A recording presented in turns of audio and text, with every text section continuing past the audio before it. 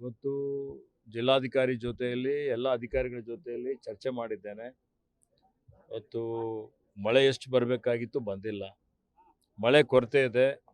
ನಿನ್ನೆ ಮಾನ್ಯ ಮುಖ್ಯಮಂತ್ರಿಯವರ ಅಧ್ಯಕ್ಷತೆಯಲ್ಲಿ ಒಂದು ಸಭೆ ಆಗಿದೆ.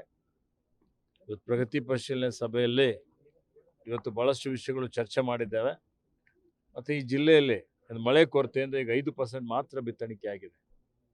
ದೇವರಲ್ಲಿ ಪ್ರಾರ್ಥನೆ ಮಾಡ್ತಾ ಇದ್ದೇನೆ, ಒಂದು ವಾರದ ಒಳಗಾಗಿ ಮಳೆ ಬರಬೇಕು ಅಂತೇಳಿ. ಮಳೆ ಬಂದರೆ ಮಾತ್ರ ನಮ್ಮ ರೈತರು ಖುಷಿಯಾಗಿರ್ತಾರೆ. ಹೋದ ಸಲ ಪ್ರವಾಹ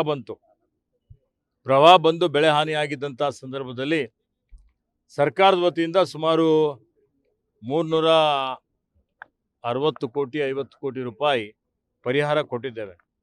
ಅದೇ ರೀತಿಯಲ್ಲಿ ಇಡೀ ಜಿಲ್ಲೆಯ ಇತಿಹಾಸದಲ್ಲಿ ಎಲ್ಲಕ್ಕಿಂತ ಹೆಚ್ಚಿನ ಒಂದು 240 ಕೋಟಿ ಬೆಳೆ ವಿಮೆ ಇವತ್ತು ಈಗಾಗಲೇ ನಾವು ಪರಿಹಾರದಲ್ಲಿ ಸುಮಾರು 150 ಕೋಟಿ ಬಿಡುಗಡೆ ಆಗಿದೆ. ಇನ್ನೂ ಒಂದು 80-90 ಕೋಟಿ ಬಿಡುಗಡೆ ಆಗಬೇಕಾಗಿದೆ. ಅಂದರೆ ಭಾಳ ಶ್ರಮಪಟ್ಟು 240 ಕೋಟಿ ಬೆಳೆ ವಿಮೆ ನಾನು ಬಿಡುಗಡೆ ಮಾಡಿಸಿದ್ದೇನೆ.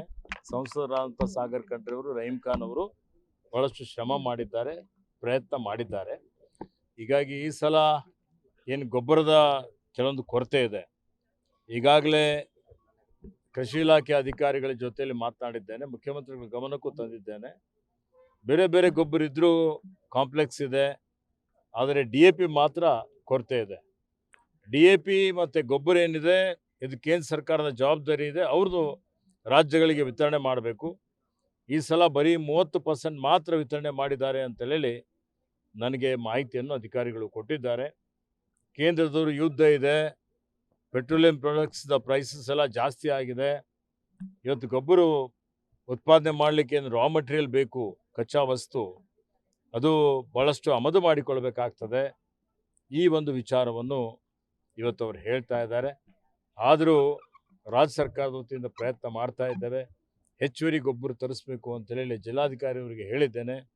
ಎಲ್ಲಾದರೂ ಬಫರ್ ಸ್ಟಾಕ್ ಇದ್ದರೆ ಅದನ್ನು ಬೀದರ್ ಜಿಲ್ಲೆಗೆ ತರಿಸಿ ಗೊಬ್ಬರ ಪೂರೈಕೆ ಮಾಡುವಂಥ ಒಂದು ಪ್ರಯತ್ನವನ್ನು ನಾವು ಮಾಡ್ತಾ ಇದ್ದೇವೆ.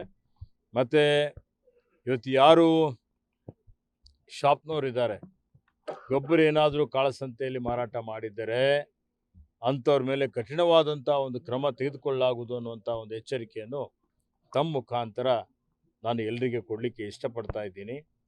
ಬೀದರ್ ಜಿಲ್ಲೆ ಅಭಿವೃದ್ಧಿಗಾಗಿ ಭಾಳಷ್ಟು ಕಾರ್ಯಕ್ರಮಗಳು ಈಗಾಗಲೇ ಹಮ್ಮಿಕೊಂಡಿದ್ದಾವೆ.